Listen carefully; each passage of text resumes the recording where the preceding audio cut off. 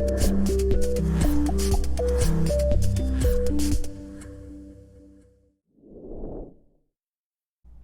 everyone, I'm Heather Wen, a retired nurse practitioner and the founder and practitioner at Arizona Healing Alternatives. On this channel you'll find several videos, what I like to call aha moments, where we'll be discussing issues that impact your health. So whether you decide to use Western medicine, alternative medicine, or even a mix of both, I'm passionate about you knowing what your options are.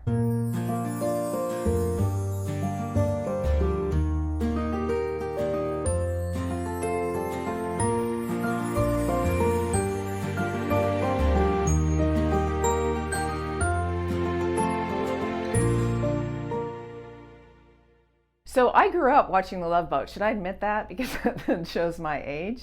But basically, I grew up watching it. I thought it was so cute, although everything got solved like in 30 minutes to an hour. But basically, we're going to be talking about kind of like The Love Boat. Which cabin are you in? Are you in the falling in love aspect of the cabin? Or are you in the, oh my gosh, I'm in something I shouldn't be in and needing to get off that boat right away? This love series is not for kids. All of my videos I put on YouTube are not for children, but especially this is not for kids. So the disclaimers are not for kids. And also, once I've always said in like my other communication videos, I am not a licensed clinical psychologist or psychiatrist or marriage and family counselor. I don't have that background. I have a background in helping people as a nurse practitioner and a background now in emotional reprogramming through applied kinesiology and hypnosis.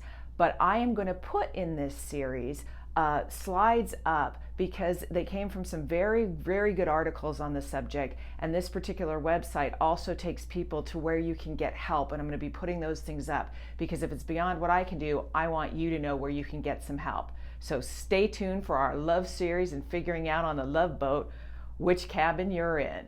So welcome to part 4 of the love series and our little love boat. Now these two are going to be a little bit more serious, I'm afraid, because we talked about in other videos of what love is and what you want from love. We talked about some of the really cool aspects of love and the health benefits, and we've talked about some of the drawbacks and some of the health risks when it comes to love. So on that line of those health risks, today we're going to talk about abuse and abusive relationships. So now we need to talk about the really heavy subject of abuse. And what people think about abuse, I'm not in an abusive relationship. There's no way. What are you talking about? I'm not having a problem with this. I'm not having an issue with that. Well, what's interesting about that is the fact that abuse takes many, many, many different forms. So we're going to be talking about the types of abuse today, the subtleties of abuse, and then that's going to roll into, in part 5, a specific personality disorder that can be very, very, very difficult to spot. So if we look at abusive situations, let's start with the basics. I'm not going to cover all of these, and in fact, I'm going to put up for you some amazing articles that I found that really spell this out, and some places to get help. So I'm going to put those up on a slide at the end. So please, please, please look at those. And when we start looking at abuse, I want you to think about abuse and abuse of power, because that's really what it's about. It's not about love. It's about power, and it's about control, and it's about power and control over another individual because that person usually feels so insecure about themselves. So important to know that as we go through these stages, which I'll outline for you next. So when it comes to abuse, there's different types. Physical abuse, meaning somebody who's putting their hands on somebody. Honestly, there's really no reason to put your hands on another individual. There just isn't. So if it's hitting, punching, whatever it is, that's physical forms of abuse. An example that I'm going to outline for you is one with physical abuse. That is a very, very well-known cycle of abuse is what it's called. So I'm going to outline this for you so that you understand it a little bit better. And I saw this a lot when I was a nurse practitioner because I was helping a population that had a lot of domestic violence and drug abuse. So what happens, and in our training, we were trained to recognize these things, that basically what happens, let's take a physical abuse situation. In the beginning of that cycle, the tension starts to build. So let's say the person's the victim and they can feel that the other person is agitated, and that starts to escalate. It could be the emotional abuse stuff, putting down, whatever it is, there's tension. And when you feel that tension, all of a sudden it will escalate, and oftentimes that person will blame the other person and say, look, I wouldn't hit you if you wouldn't do that. Anytime someone says something like, if only you would do this, then I'd stop that, you know you're in trouble. Bottom line, because that they're not taking responsibility. So that'll start to build, and when that starts to build, then all of a sudden it'll escalate. That person will blame the other person. It's because of you that I have to do this, whatever it is, and then the person gets beaten, hit, pushed, whatever it is. So then the incident happens, right? So that's the next step in that cycle. Then we go to the other part of the circle. There's a makeup period. Right? There's a period where that person, the abuser themselves, shows that remorse. Well, there probably is some sincere remorse in there, but it's also a power play, because what happens is then the roses come and I'm so sorry, it'll never happen again. I'm going to get some help, not a problem. And then things settle down and get more comfortable. So they get more comfortable until it goes right back to the cycle again of the buildup. And this is a cycle that goes on. What's interesting about that is that, and I've known from working with abused women specifically, what will happen is then the victim will end up sensing this cycle's coming, and they feel out of control, like they can't control anything that's going on. So what will happen is, and this is where things get really sticky and muddy, what will happen is the person who's the victim may initiate and start the fight.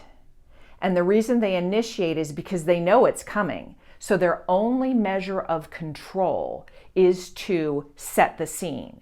They know they're going to get beaten anyway because they've gone through this cycle how many times? So they might as well pick a fight, do whatever, which is why then it gives that abuser the thing to go, it's because of you, I'm doing this. Now, when it comes to abusers and stuff, they need help too. Okay? Hopefully they get help. Oftentimes they don't, but when they get help, oftentimes they've come from these sorts of backgrounds. This is what they've seen, and they need help too to get out of this. And many people who are abusers have done that and gotten help and gotten out.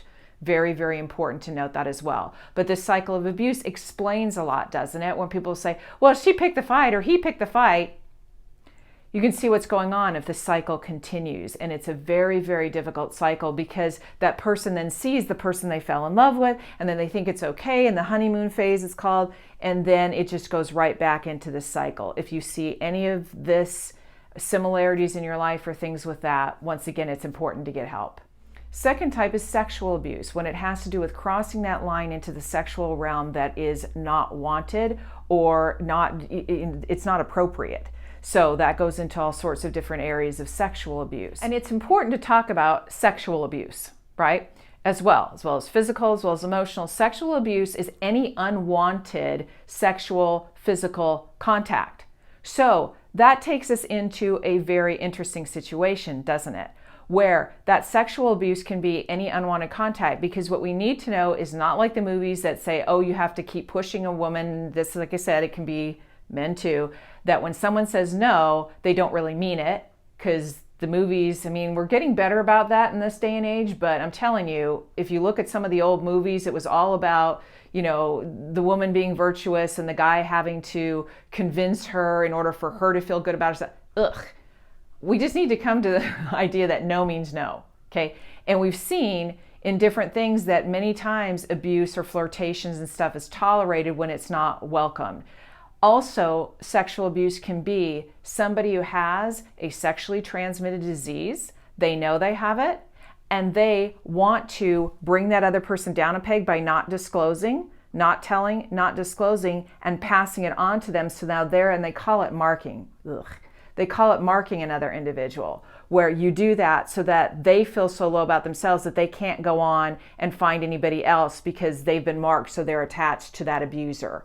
That is another form of sexual abuse. As ugly as this stuff is, it goes on, trust me, and it's not okay. And in general, another form of abuse can be financial abuse, right? So somebody is financially dependent on another person, so that puts that person in a power position. And when that happens, what ends up happening is that person may say, oh, well, they can't leave because financially they can't support themselves. that is a different kind of abuse, and one that happens very frequently, and one that I want you to know about as well. And then there is emotional abuse. Emotional abuse, that is so subtle in some cases that it's very, very hard to spot. So I'm going to be spending most of my time talking about emotional abuse. Emotional abuse is, yes, you can heal the body from physical and sexual abuse, but the emotional abuse that oftentimes goes with both of those things, that is very, very, very difficult to erase. Okay? So I will bet that any bad word that anybody's ever called you, even on the playground, in grade school, you probably remember. That's how difficult emotional abuse is. So with that, what are forms of emotional abuse? Well, first of all, honestly, if you are with somebody that you love, and you're with somebody and you're not wanting what's in their best interest or what they need in their life, or you're not being supportive of them, it can start very subtly as teasing. Now, teasing is okay. People tease all the time, fine. But it's how it's being done. If somebody is teasing somebody and it's taking down their character, almost like bullying, and it's taking down their character, or you're calling them names stick, folks. Please, never, ever, ever, because names stick. Now, cute little pet names, great. But when it comes down to telling someone they're stupid, telling somebody that they don't know what they're talking about, calling someone crazy, telling them all these different things, when you start calling names like that, the goal of that is to bring them down a peg. Anytime you start going into that category, you start getting into some real serious stuff and emotional abuse. And emotional abuse can take many, many, many forms. And I'm just going to outline a few of those for you. That 1 in 3 women have experienced abuse and 1 in 10 men. So this is very common. So even when it comes to physical, sexual, emotional abuse, this goes across the board. Men, women, everyone, children experience this kind of stuff all the time. So the main things about it are, first of all, it's trying to make the other person dependent on you. It's trying to make the other person feel less than themselves, so they feel that they can't live without this person. So the abuser at the baseline, I just want to say my own personal experience and my own experiences in working as a practitioner, is many, many times the person who is doing the abusing is somebody that at the base level doesn't feel very good about themselves. It's like the same thing as a bully on the playground, right? Bullying on the playground is bullying other people because they don't feel good about themselves and they want to feel more in power and more in control. Relationships should not be about power and control. They should be about equal footing with partners. And when that doesn't happen, then one person has to take that other person down a peg. Okay, and the reason for that is because they're so insecure that they don't want to lose that person. So they need to make them feel less than, so they can feel like they can't go out and find somebody else. So that's part of it. Part of it is putting somebody down, making them not feel good about themselves. And that even goes into trying to isolate that person. So all of a sudden, when you're with somebody, some red flags of some of this stuff have to do with jealousy. Now, it's okay, you see somebody get a little jealous, fine. But when there's such serious jealousy that accusations are made or things like that are going on, with that sort of jealousy, it's designed so that the other person isolates themselves. They give up their friends. If you start noticing that you have to give up what you're doing or your hobbies or your friends or things like that. I'm not talking about healthy boundaries and healthy, compromise in relationships. I'm talking about unhealthy. Unhealthy where? That person isn't allowed to go do what they're supposed to do. They always have to be, they can't even be out of sight of the other person. They're monitoring their emails, they're monitoring their phone. This sort of power and control is abuse and designed to isolate the other person so that they will never leave this person that's feeling insecure. So those are some issues with that. Also, blaming the other person and not taking responsibility for anything is another form of abuse. That if you're in a situation where you feel like it's always your fault, that's a red flag, because everybody has their pluses and minuses. But when you start going in those categories, and I see this every day in my practice to this day when I'm working with people with emotional abuse situations. Now, the harder part with emotional abuse is because the word is insidious. It's so hidden, it's hard to detect. And it's really, really, really important that if you're with somebody and you're not feeling good about yourself, there's always a reason. And that goes to trusting your gut. However, I do recommend that if you're in an emotionally abusive situation, that you do get help to get out, because if this is a dangerous situation and it's also involved with physical abuse or even sexual abuse, if you just decide, oh, I recognize this and I'm going to go leave right now, I'm going to go and I'm going to get out of this, you have to be careful, because that person could be dangerous. And some of the biggest domestic violence situations, or situations where someone ends up dead, and I hate to put it that way, but it's the truth, is when someone tries to leave. So you really need to, if you're in that kind of situation, I'm going to put up the domestic violence hotline for you right now. Very, very important to get help, because you have to do this safely. And I'm not going to outline those safe steps on a video, because everybody may be watching this video, but you need to get some help if you are in that situation, because I have seen it, and I have been a nurse practitioner and have done prenatal care, and unfortunately have had a domestic violence situation go south and somebody ended up dead. Okay, so this is serious stuff. I only tell people what I see and what I've seen on a daily basis. So if it goes into those danger signs, as heavy as this is, it's very important to get help, because it's never okay to try to control somebody. And I think it was a counselor, it was very interesting in who's in control in a relationship in general, okay, not necessarily abuse, but the person who's always seeking out the other person is not in control. It's the person who's being sought after. So it's the seeker and the sought. The person who's being sought after all the time is the person that tends to be in control. And that's not acceptable. It needs to be equal. It needs to be a mutually supportive, where somebody is your best friend, your cheerleader. If it's not that, then taking it out on each other with abusive language and things, and I have the communication videos that I want you to refer to, that's what a relationship should be. A relationship should not be based on abuse of any kind, and you definitely need to get help if you recognize signs of any of this in your relationships. I think the other one people talk about is the gaslighting. That's the blaming thing too, where it's everybody else is to blame, and then it's almost like that person or that partner ends up making the other person feel like it's all in their head. Oh, it's all in their head. No, you're just crazy. It's all in your head. That's not what's really going on here. You're not seeing it clearly. That is another really, really big red flag and warning sign. So please, please, please don't ignore this, and reach out and get help if you need it. All right, folks, that's really heavy, but to review again, there's different types of abuse and different warning signs that you need to be watching for.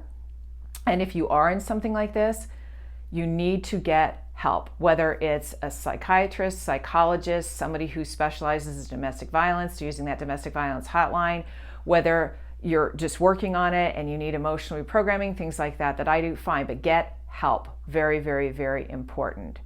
Thank you so much for watching this very important video. I know it's kind of heavy, but it's really important that as we're talking about the love boat, that we want to avoid those decks. Thank you very much. So feel free to write any comments or concerns or questions that you have in the comments section. Also, feel free to hit that subscribe button and also that notification bell, so that anytime new videos come out, you'll be notified. Stay tuned. We'll get into, in a few weeks, part 5, which is another offshoot of this abuse, but talking specifically about narcissism, because I want people to be able to recognize that, because oftentimes there's little components of that in an abusive relationship. Have a great one.